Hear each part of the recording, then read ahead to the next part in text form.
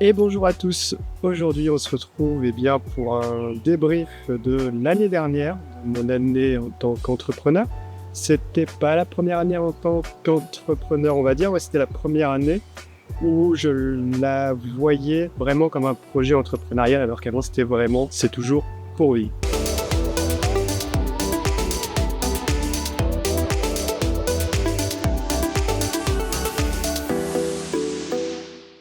Donc, si je prends mon téléphone et que je regarde mes facturations pour cette année, j'ai travaillé les 3 premiers mois en tant que freelance sur une mission client unique. Donc, c'était le mois de décembre, janvier et février.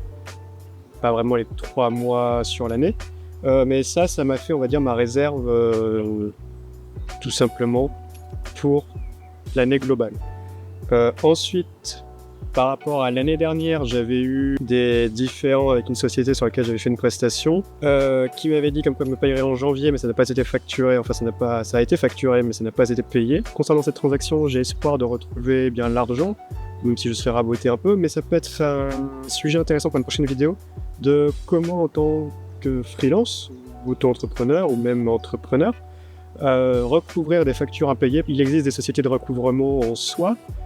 Mais il existe aussi des services de l'État qui sont un peu cachés où on peut avoir recours à des recouvrements simplifiés. Donc, en dehors de ces deux facturations qui se chevauchaient, on va dire, sur les 2 années, j'ai pas eu grand-chose en fait parce que au tout début de l'année, je devais lancer le projet que je lance du coup actuellement, mon projet d'app, mais ça a été mis de côté parce que une personne m'a proposé un autre projet, on va dire, qui aurait été un jalon dans cet objectif. Et du coup, du mois de février jusqu'au mois de mars-avril, j'étais focus sur ça. Et c'est à ce moment-là que j'ai commencé un peu à planifier et à publier sur du LinkedIn. Le mois d'avril a aussi été marqué par mes premières vacances à l'étranger. C'était avec Max Game. On a été à Londres sur 2 jours. C'était bien sympa, ça a fait un peu prendre du repos, du recul par rapport, parce que moi ma mission que j'avais eue décembre, janvier, février, bon c'est pas très bien passé, mais bon, j'en tire du positif en fait, faut pas avoir tout blanc tout noir. Et on arrive au mois de mai, le mois de mai je n'ai rien fait, en fait ça a été le vide de mai, juin, fin mai, début juin, la même personne que sur le projet qu'on a commencé à monter en mars a finalement, enfin, on a commun accord que le projet s'est terminé. Et c'est ainsi qu'on en arrive au projet que je couvre maintenant, qui est SoBeach. Donc le projet SoBeach, je ne sais même pas en soi si j'en ai déjà parlé sur cette chaîne. Mais le projet SoBeach, un chouette projet du coup qui va pouvoir commencer normalement cette année avec un crowdfunding peut-être à venir, sur lequel je vais gérer. Et sur cette partie-là, je m'occupe de tout ce qui est la boutique en ligne et les réseaux sociaux avec une tierce personne pour bien gérer au global tout ça. Mais en dehors de ça, il s'est pas trop passé de choses en soi. Le mois de juin, je suis retourné à Londres et par la suite sur le mois de juin-août, je suis reparti en vacances, cette fois avec mes parents, donc à Quiberon et en Espagne. Et ça marque déjà la fin de ces vacances. Ensuite, en septembre, j'avais fait un petit refocus sur les réseaux sociaux, suite en août, en juillet, où j'avais commencé un peu à travailler pendant les vacances dessus. Ça n'est jamais sorti en septembre. En octobre, ça n'est jamais sorti. Ça a commencé vraiment à ressortir en novembre, décembre. Et après, ça s'est arrêté pour des raisons que je redétaillerai après. Mais comme vous pouvez le voir, en fait, je pense déjà là, c'est mes principaux revenus. Et c'est ça que j'en tirerai, c'est que mes principaux revenus pour le moment sont vraiment sur le mois de janvier, février. Et il ne s'est rien passé en facturation tout le reste de l'année. Donc en septembre-octobre, comme je disais, je faisais une préparation. En octobre, j'ai eu la chance de facturer un peu dans le cadre d'une intervention qui était en fait la première intervention, donc une petite facturation. Mais c'est là où j'ai commencé à me rendre compte qu'en fait, là où j'avais par le passé simplement refusé des petits montants parce que ça allait me faire de la paperasserie. Pour moi, ça allait être un calvaire du genre de gérer autre chose à côté, puis en même temps gérer des petites facturations à droite à gauche parce que les gens continuent, bref. Et donc, bien, c'est là que vraiment la timeline petite facturation va commencer, c'est avec octobre, avec cette petite intervention qui va être le début en fait d'un partenariat qui va se poursuivre sur ce début d'année, mais pas par la même structure, mais c'est lié, bref, vous voyez. Et le projet So Beach qui revient en novembre avec une première facturation en novembre, une deuxième en décembre, et du coup, on en arrive à la période où j'ai commencé à poster en novembre, que j'ai commencé à voir que ça prenne du temps, et en décembre, j'ai tout arrêté. Parce que simplement tenir une année complète sur les mois de janvier-février en termes de chiffre d'affaires et prolonger toute une année, c'est assez compliqué. Alors, à ma défense, je devais au début avoir la facturation, comme je disais, de l'année dernière de la personne qui est actuellement en recouvrement.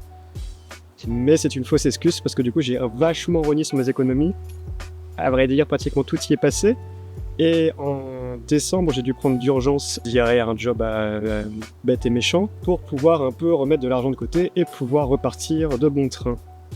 Et ça m'a en fait permis de me mettre une claque, on dira, parce que c'est là où vraiment j'ai pris conscience qu'il faut que je reprofessionnalise tout ça, que je me fasse vraiment un cœur, que je fasse du réseautage, que je revoie toute en fait mon organisation.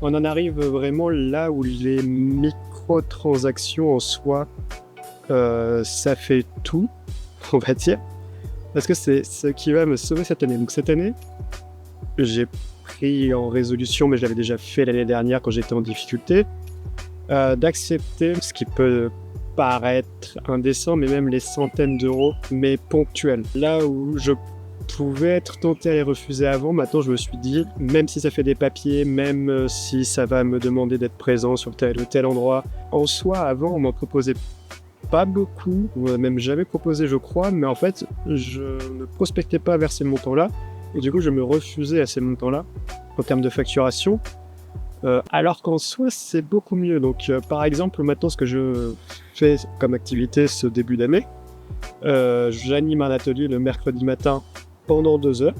Ces 2 heures rémunèrent un certain montant, mais ça me permet d'être sûr que le mercredi matin, je travaille, le mercredi matin, je suis à tel endroit, mercredi matin, j'ai tant qui arrive à la fin du mois. Cette année, en fait, en soi, je sais que j'ai un filet de sécurité qui me permet de jamais trop rogner dans mes économies, là où avant, je me disais, bon, c'est pas grave, ce mois-ci, je vais le faire sur l'argent d'avant.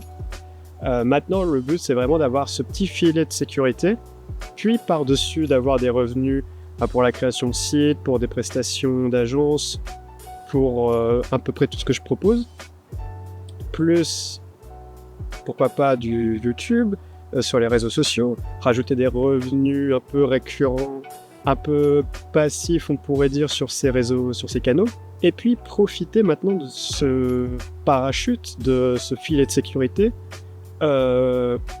pour tout simplement entreprendre en soi. Je me suis donné comme objectif vraiment de savoir si à la fin de l'année je continue ou pas mon projet d'app mobile. Donc ça va consister en faire un MVP, un minimum viable product, de le tester sur une cible restreinte ou pas, de prendre des retours utilisateurs et vraiment de pouvoir à la fin me dire oui je continue, non je continue pas, mais au moins pouvoir avoir eu le temps, l'envie et les moyens de le faire.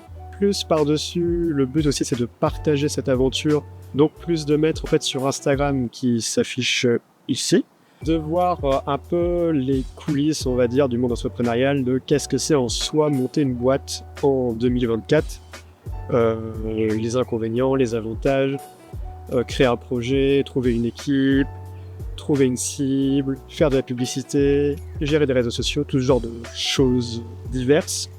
Mais aussi faire des vidéos plus travaillées sur cette chaîne.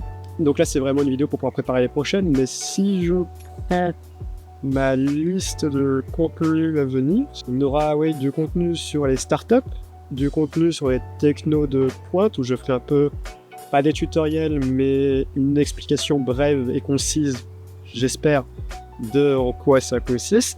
Et surtout des vidéos interviews qui sont vraiment un format que j'aime, et qui sont un peu plus faciles à produire, un peu plus difficiles et un peu plus faciles pour quand même travailler, mais qui, moi, c'est vraiment vers ce à quoi je tends.